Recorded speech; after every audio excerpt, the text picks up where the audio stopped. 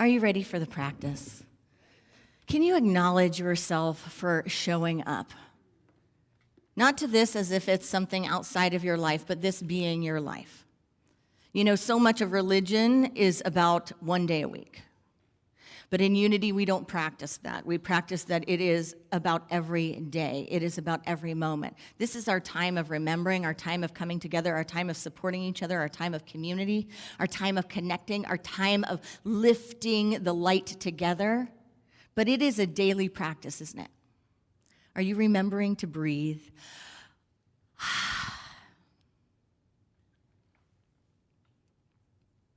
I have friends that recently told me a story that warmed my heart. They have a vehicle that is in need of repair, visible need for repair. It's been parked on their driveway, and the hatchback is kind of crushed, and the window to it has a bag taped over it, like clearly, it's hurting, and it's been there for a while. And a neighbor in the neighborhood reached out about that hatchback and reached out with this. Here's the link to where you can buy that. I matched the color, I matched the style. It's the exact model that you need. Here's where you can pick it up. Here's how much it costs. I saw your vehicle and I thought that this might be helpful. Talk about community. That is community. Support, togetherness, care. People are under, let's say, an interesting amount of stress these days, no? An interesting and curious amount of stress. We as a people are not doing our very best at making sure that life supports our spiritual nature and the human condition and our soul shine. Our soul shine comes from feeling connected. Our soul shine comes from belonging. Our soul shine comes from making meaning, feeling like we can have an impact, feeling like our voice and our heart and our intentions matter, that they're received, that there's a space and a place for them to go, feeling like we belong to something good. And that gives us soul shine. Great acts of service lift up not only the person, right? The person that is being supported, seen or loved or heard, but they lift us all. They lift us all. Have you noticed how you feel when you're out and about in the world? Not at Camp Unity, but when you're out and about the world and someone gives you an authentic smile. Like someone really breathes it in, they're sharing their joy, they're sharing their light. When you see an act of kindness, when in the midst of presencing suffering or difficulty or stress or strain, it's also accompanied by love of biblical proportions. It lifts us, doesn't it? It restores us, it renews us, it gives us hope. For me, it's critical. For me these days, I am looking at it and I'm telling you, like I burst open. When I see kindness, it is an altar. And it's an altar where I stop and I bow.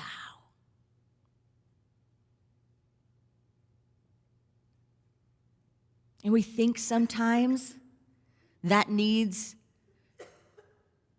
a heroic effort.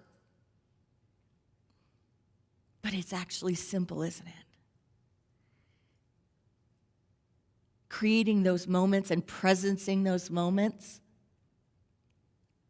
are part of what we're here for. They're part of our spiritual capabilities. They're part and aspects of our Christ consciousness, our awakened consciousness, our evolved self. And we're here to bring that, to bring it in, to bring it on, to share it, to step into it. What keeps us from that? What keeps us from it? What keeps you from it? What keeps you down? What keeps you in fear or in disconnection or in isolation? Do you know there's more people, the studies are showing there's more people these days that are feeling isolation in everyday life, that can't claim that in each day of the week that there is one meaningful interaction with another human that feeds them. We know what goes on around us as far as mental health and wellness. We know what happens if someone doesn't feel a sense of belonging. What do? They begin to belong to anything that will accept them, right? They begin to belong to anything that will take them in. And that's not always positive things, is it? People get reinforcement when they feel belonging to something negative, whether it's an ideology, whether it's a subgroup that's doing negative things.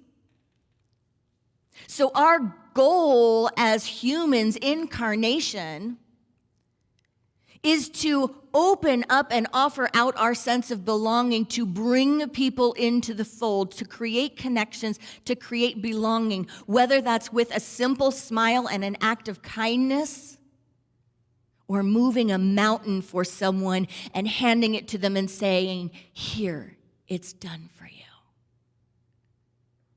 We have no idea what's going on in the lives of those around us when we walk by people. We have no idea. There's a silent heaven and a silent hell. So how can we activate our principles? How can we use them to renew ourselves and to spread the soul shine?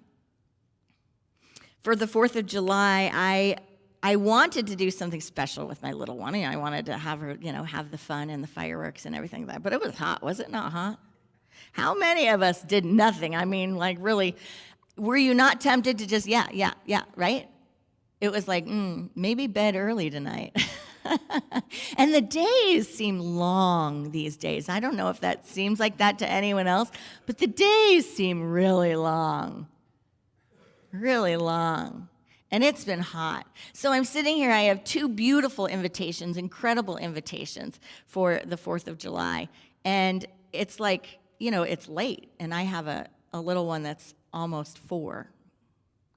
And it's a late night. And as I am being with this pull to just go to bed, I'm thinking of these invitations and the beautiful beloveds in my life and thinking, for one invitation, these are very, very dear friends that may not be in town that much longer. They may be leaving town this year and moving to another place, and I'm very aware that this could be the last one. Does anyone have FOMO, fear of missing out? Like, times like these, I think also, for me, for the sensitives, create just like a softness around everything, that everything's like just a little raw and a little soft, and you're just really present to every part of everything and just going like, this could be the last one. This is supposed to be the last one. It's probably going to be the last one like this in this time, in this place, with these people, this day. That's true of this sanctuary right now. I mean, let's not go too far into that analogy, but it's true of this sanctuary in that this only exists right now. The only opportunity to do it is today, right now, in this moment. Everyone who's practicing with us right here, right now, in this moment, is a part of this moment. If we don't show up for it, we miss it, right? And I'm also thinking about my little one, and I'm thinking, okay, well, she's 3, and how much will she remember? But she remembers, but these are making memories, and then I'm thinking, well, but she's 3, she's going to be 4, and how many more years do you have in the house? You have 17, 19, 18 years in the house, so that's how many more? You have that many more to make memories. So I peeled off the stress, I peeled off the heat, I peeled off the doubt, I peeled off the surrender, and I just said, let's just do it. And it was one of the most beautiful 4th of Julys I had. It was calm and peaceful, simple, beautiful, easy, and I was so grateful, so grateful. What are we committed to showing up for? And what are we at risk of missing when we don't? Are we aware of that? Are we mindful? Are we awake to recognize in each moment, with every interaction and with every inner moment we have, that there is an opportunity, there is a window, there is a door to say yes to? And sometimes that's going to bed early, isn't it? Sometimes the window is going to bed early, and that's the yes. But so oftentimes it's about other things, and we don't say yes to life because we're pulling back because of something. So what is it in the areas of your life where you pull back, where you feel like you're not fully engaged? We have an incredible live streamer. Shout out to Ginny from Colorado. She is in the gorgeous elder years of life, her wisdom years. I think, if I'm not right, it's 80. And we text from time to time and get messages back and forth, and I follow her adventures. And I followed her adventures, and she launched a note asking for a prayer blessing on an adventure she had. She was in Maine, camping under the stars. Out camping under the stars on an incredible adventure. And I forget the details of the text, but it was gorgeous. It was like, at my age, and I'm doing this, and here I go. Life being lived. Life being lived. We cannot afford to let anything step in the way of our lives being lived. It's not worth it, is it? It's not worth it to let anything drain that life out of us, to let anything pull it from us. Oppressed peoples, oppressed communities, oppressed cultures, oppressed nations forever have taught us this lesson. Are we going to get it? That even in the midst of what is seemingly oppressing the spirit, we will not be held back. We will overcome. We will step forward in our practice, in our principles, in our love. We will share our goodness. We will share the love. We will remind people that God is alive right here and right now, in and through and as you, in and through and as me. And we will keep doing it. We will keep doing it. We will keep doing it in the midst of anything until life continues its process of evolving, awakening, healing, and rearranging itself to fit the vision that we know is possible. Amen? I want to share with us a little bit today because I love science.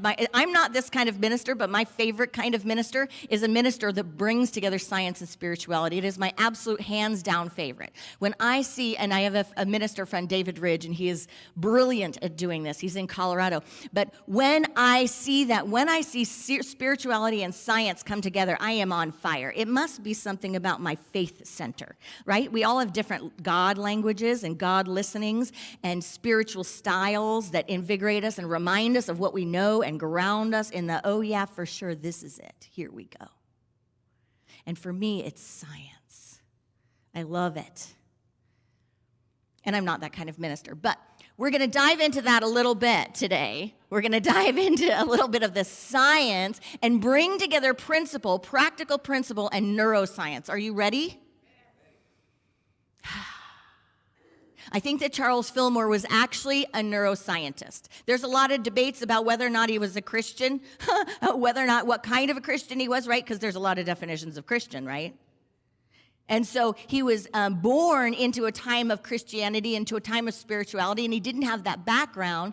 And what I know is true and what I know is important is that he was born in the culture and the awareness and the awakening of the anointed presence, what we call in unity the Christ presence or the awakened presence that is among us and is within each one of us. To some people that's Christian and to some people it's not. To some people that's reserved only for Jesus. For Charles Fillmore, it is reserved for all of us. And that's what we call this spirituality that we practice in unity. It is beyond labels, beyond denomination, beyond anything that shuts anyone out. Amen? So, Charles Fillmore talks about it as far as principle, in terms of what principle is.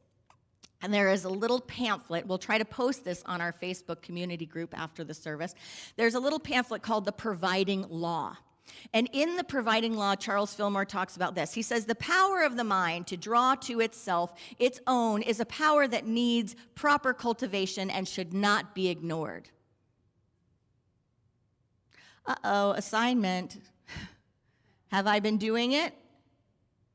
It needs proper cultivation. Anytime we feel like we're a little off, we can check in and ask ourselves, have I been properly cultivating my practice? Have I been properly cultivating this power that I have? He says the power of the mind to draw to itself its own is a power that needs proper cultivation and should not be ignored. He says that it is incumbent upon each one of us to form an ideal. After you've formed your ideal, send forth your word and say, let the law of spirit come to pass. Let's say that together. Let the law of spirit come to pass. I invite you for just a moment now to take something, get an image, get a visualization, something that you know to be true, that you know to be possible, that is based on truth, love, compassion, beauty. Maybe it's for our world, maybe it's for someone you love. Picture it, vision it, see it in the way that is transcendent, remarkable, and emancipated. See it for a moment.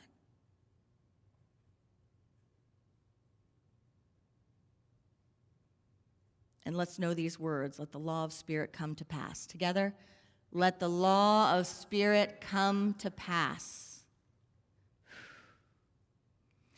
He says, but be sure to send out your word in the universal consciousness. Be sure to send out your word in the universal consciousness. Enlarge your domain and increase your power by using the law. Enlarge your domain and increase your power by using the law. Now remember, I said Charles Fillmore, I really think, was a neuroscientist that didn't have any scientific equipment. When he says enlarge your domain by using the law, he is showing us what science is demonstrating now. That when you hold something, when you do it, when you practice it over and over again, it becomes in the universal law, which also becomes in and part of the fabric of your subconscious mind, in your being and your neural systems, your neural pathways. It becomes more an avenue through which you can travel over and over again. It becomes more easily and readily accessible. If anyone knows about the psychology field of EMDR, it is another bioscience that helps us practically apply these principles. That's what principle is. Did you know that principle, way back when, in the time of Charles Fillmore, had a lot to do with simple neuroscience? So what is the principle and what is the practice when we want to activate something? The principle is simple. Anytime anything happens, well, one, we get mindful, right? We meditate, we get mindful first. But in a moment, when there is a shift, when there is something to be present to, there are steps, there are aspects of applying principle, applying law. Act. Do what you know how to do. Start moving. Have motion. Interact. Act. So often we like to just hope. We hope. But hope is like a balloon that goes up in the air unless we're holding on to it. With our action, with stepping forward. So whether it's sending a letter, making a call, thinking of something that you can do right away to shift into action. Self-care and presencing emotions. It's important to step aside, right? Step apart. Of course, the first step in anything is meditation and mindfulness, but we forget the action piece. And then the self-care piece. Anytime something has an impact, do we stop and do we sit? Do we become quiet with ourselves? And do we allow ourselves to feel it, to breathe into it? Not to wallow, not to ruminate, not to allow it to just do its spinning unless you're doing EMDR at the same time, but to truly be present to ourselves. To quiet the storm from the inside out. one of the practitioners that I see from time to time and very much value has a few different takes on it that I hadn't heard before. If you've been in New Thought for a long time, you've probably done a lot of different work, and you have a lot of techniques and things you apply, and maybe, just maybe, you're at a place where you've tried a lot of them, and you're like, what else is there? Give me some more. But he has a beautiful one. In mindfulness and in Buddhist meditation, especially Vipassana meditation, you do a lot of just tuning into where you feel something in your body, right? So when something comes up, anything comes up, you ask yourself, where do I feel it in my body? And then we talk about with heart math, and I'm throwing a lot of terms out here for those of you that are like research. If none of these are familiar, you can just, I guess, start Googling all of these things. Our licensed Unity teacher, Judy, is deep into heart math, so any class that she teaches, any offering that she has, will be a portal for anyone that wants to dive into that. But heart math is about breathing. Like when we say inhale and exhale through your heart, just feel this for a second with me. Just breathe. And imagine sending your breath to the heart, as if your heart is an inlet and an outlet. So the breath is just going in and out of the heart. And then bring the attention right back to this moment. Just feel that.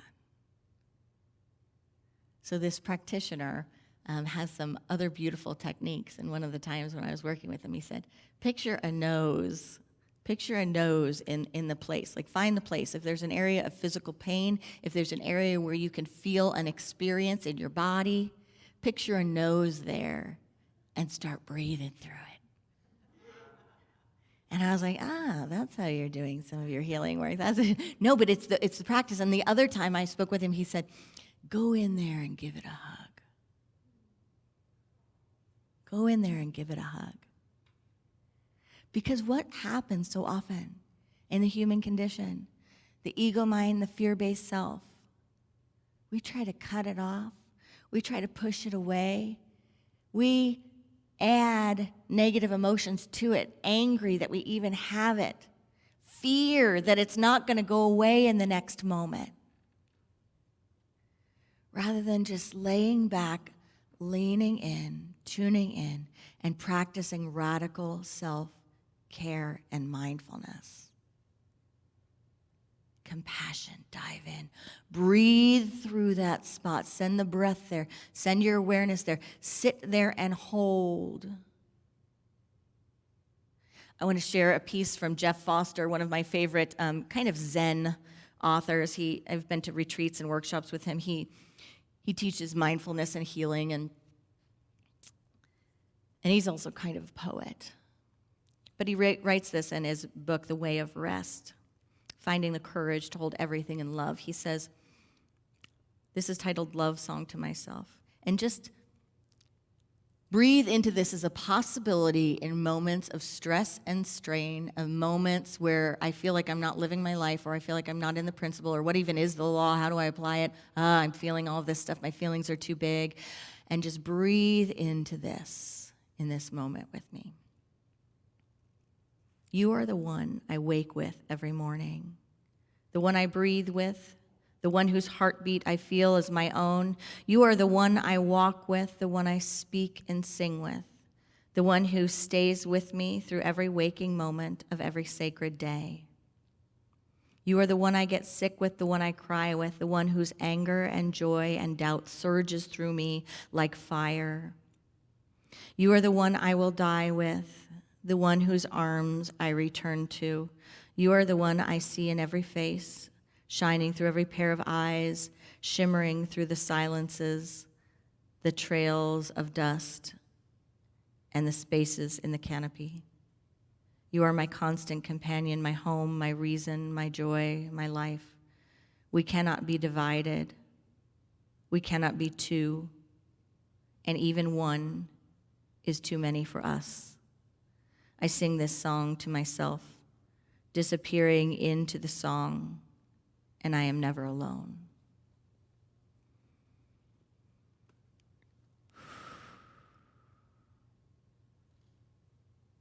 Can we breathe into the power of radical self-care and compassion to creating the consciousness in whatever way it is designed by you, whatever your heart language with yourself is. Can you create that moment of a love song within your own being, activating the divine faculty of harmony? That is a step in the practice.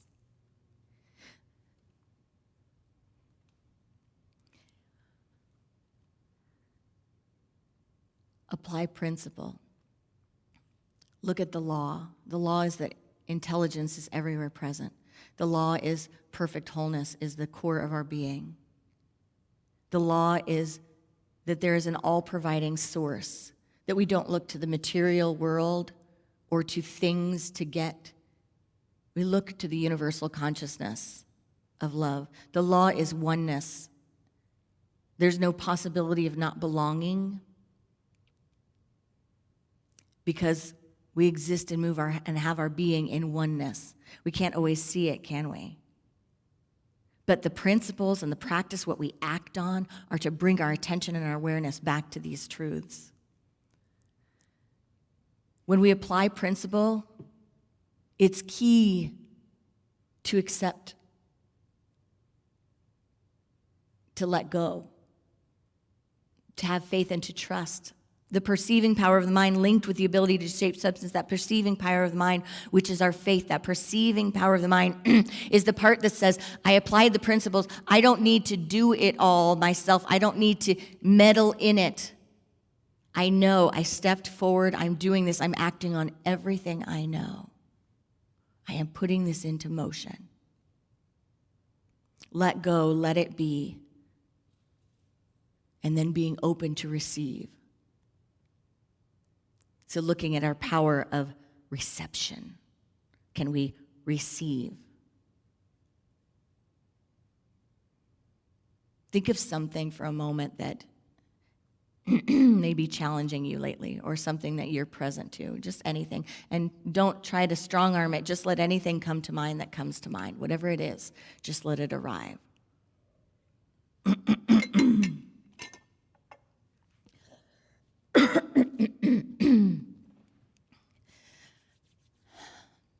So think about what issue, what topic, what thing in your world. It may be a space where you're forgetting your principle, you're forgetting to laugh, you're forgetting to live, you're holding back, you're in fear, believing in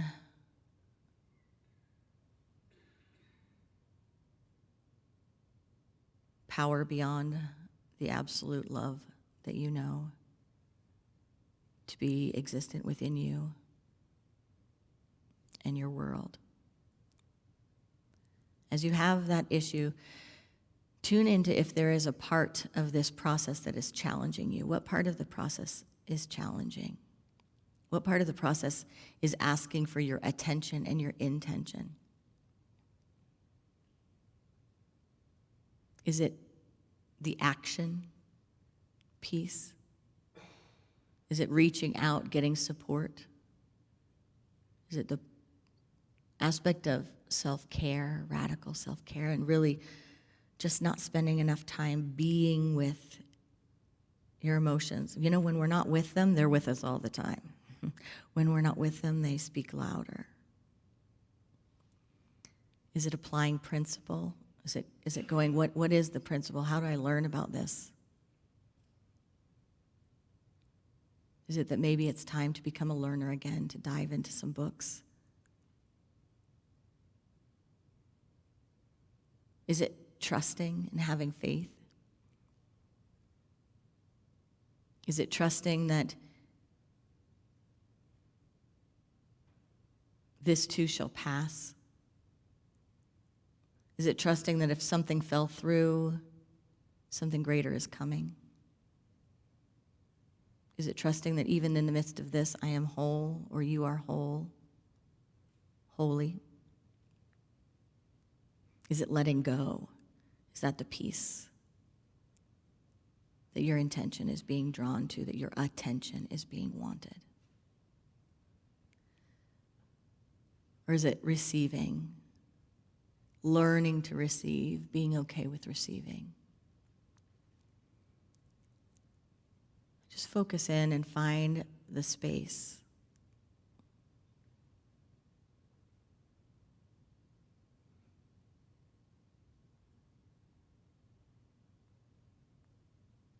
Send the breath there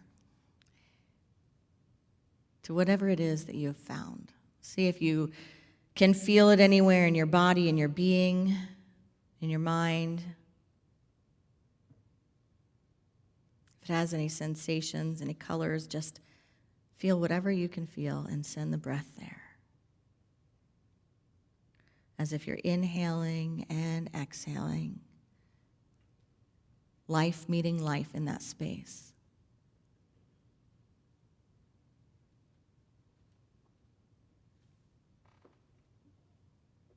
Will you show up for it? What is your commitment here?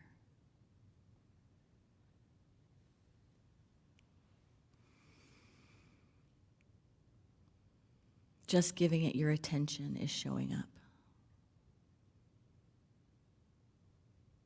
So in your own way, bring love to this space. A reminder that you're not alone, that you live, move, and have your being in the infinite. That which has created the galaxies, the solar system, the stars, the birds, the butterflies, everything in its beauty and its divine design. That allness is available even here to teach us, to grow us, to support us, to sustain us. We could not be separate from it.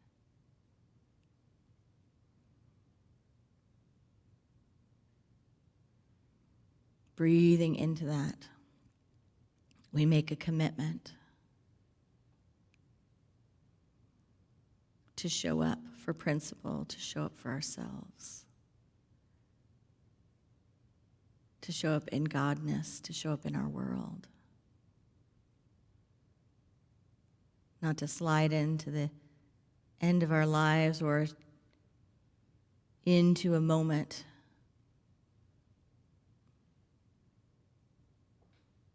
with the feeling that we missed something.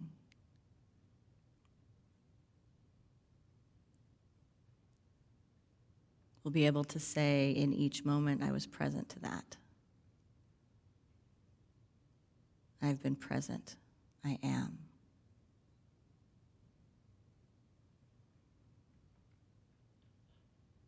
And taking your hands, and if you choose, just gently placing them on your heart.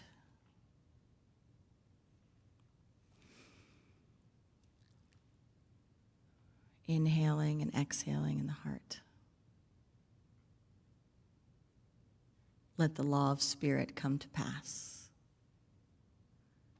Let the law of spirit come to pass. And so it is.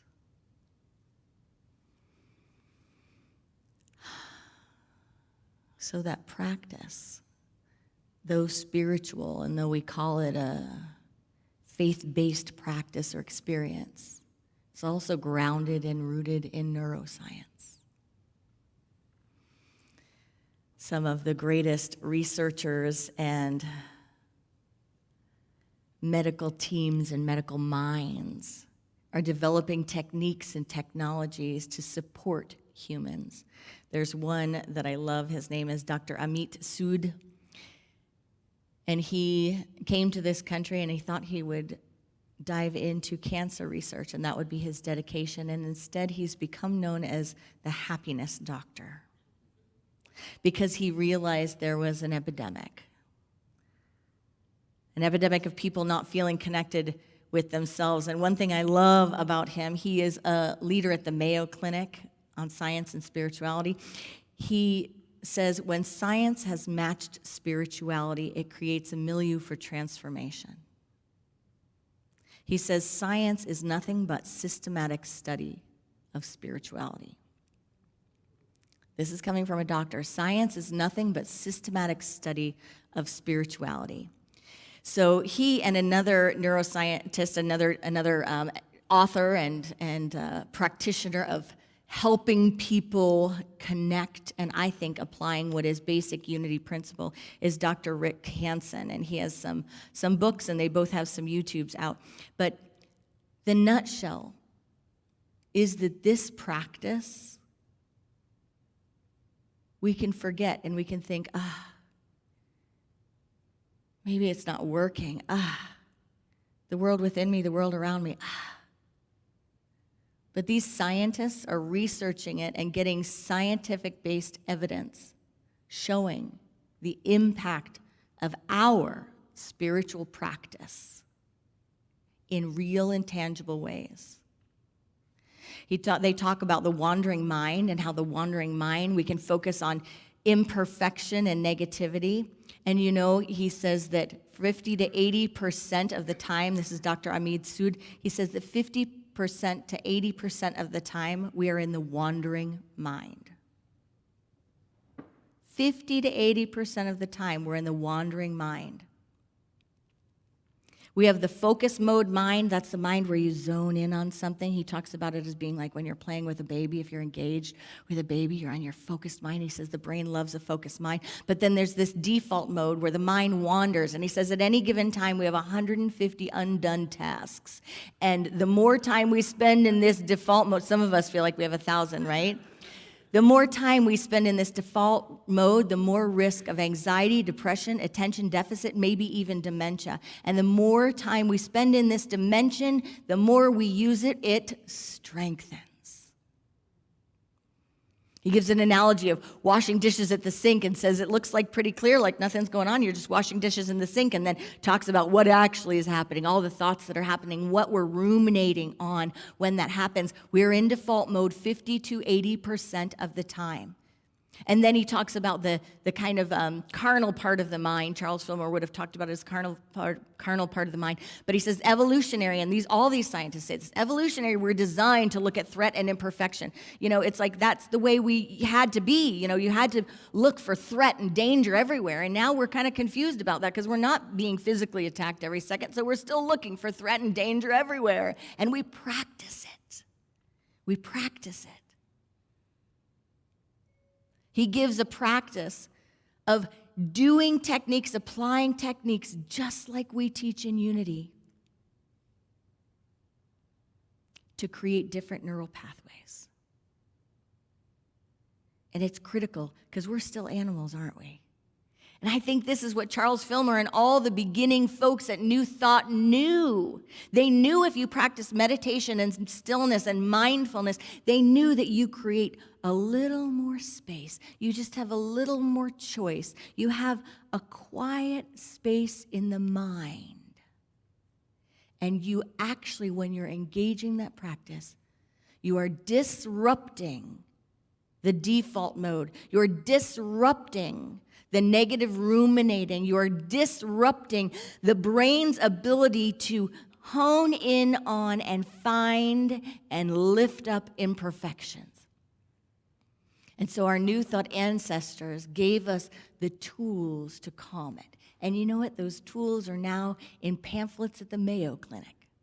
One of Dr. Amid's suggestions is that every morning when we wake up, we think of 5 people we're grateful for. The first thing when we awaken, before that default mode can kick in, and to flower ourselves through that practice, to just think about them, think about a different thing for each one. Maybe think about one person's eyes and one person's heart and see the other person happy, but go through that, really activate the practice and take the time to start putting these pieces back into our daily lives so that we can be about that work that Charles Fillmore said about exercising our power and exercising it over and over again.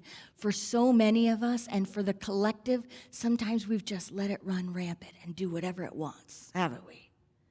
We just let it go. It can just do whatever it wants. There was a great article that I just read that talked about when people have stress and anxiety, they had a case study, they had people bring up a negative experience, a stressful experience, and just give it about 3 minutes to sit with that. And after 3 minutes, a certain percentage of the people, maybe it was like 4% or something, felt a little bit better, that just sat with it, just sit with it. Okay, felt better.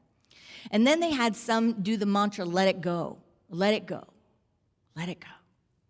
For that time, sit with it, and then they said, let it go, let it go, let it go. You hear that, Charles Fillmore, affirmations, denials, unity.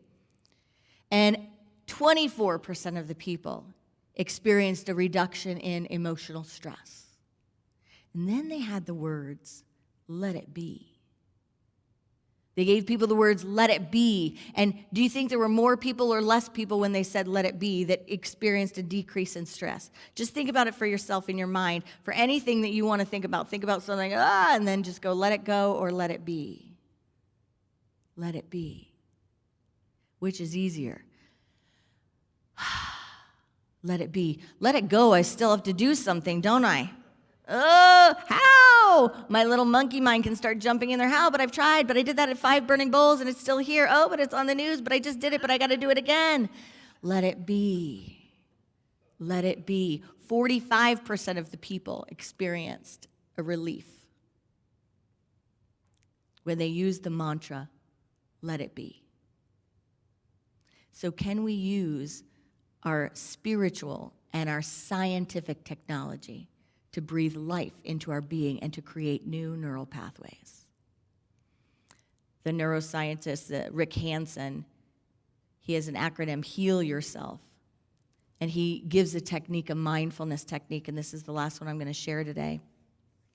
And the first is to bring to mind, you can either have it when it just happens or to bring to mind with anything, the smile, whatever it is, a positive experience, the second you have it, or you can bring it to mind and cultivate it. Bring to mind a positive experience. Have it. H, heal. Have it. The second is E, enrich it. Don't let it just pass you by. Dive into it. Enrich it. Expand it. Flower it out. Let it become more than the moment. Stop for it. See it. Be mindful and aware. H-E. H-E-A-L. The A stands for absorb it. On the next level, that's taking it in and just becoming one with it. Just letting it be absorbed in every cell of your body and every aspect of your mind, letting yourself soak in it. And then L for heal is link the positive. Link the positive. And he says you can even link something negative to that moment. If you want to heal it, you can breathe into something that's challenging you. And when you have that grounded, rooted state, and that's how we rewire our minds, how we rewire our brains. And that is science, friends. That's science. When science has matched spirituality, Amit Mood says, it creates a milieu for transformation. So can we allow them to meet? And can we allow ourselves to be inspired? Can we allow ourselves to know that there is so much available right here for each one of us? But it does take acting on the truth we know. Amen? Namaste.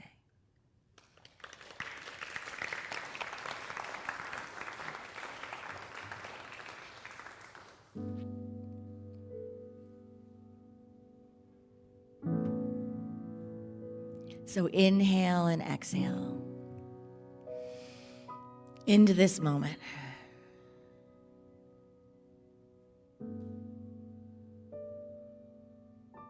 Ground it, root it, heal it, expand it, absorb the peace in this moment.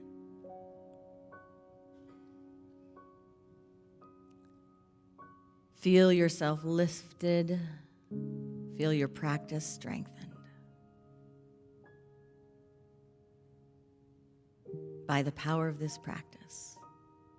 May all beings have freedom from suffering and the causes of suffering. May all beings know God as love and themselves as emanations of this love. May all beings know we are born blessed and here to be a blessing.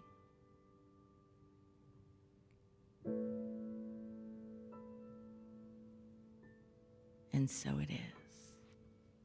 Namaste.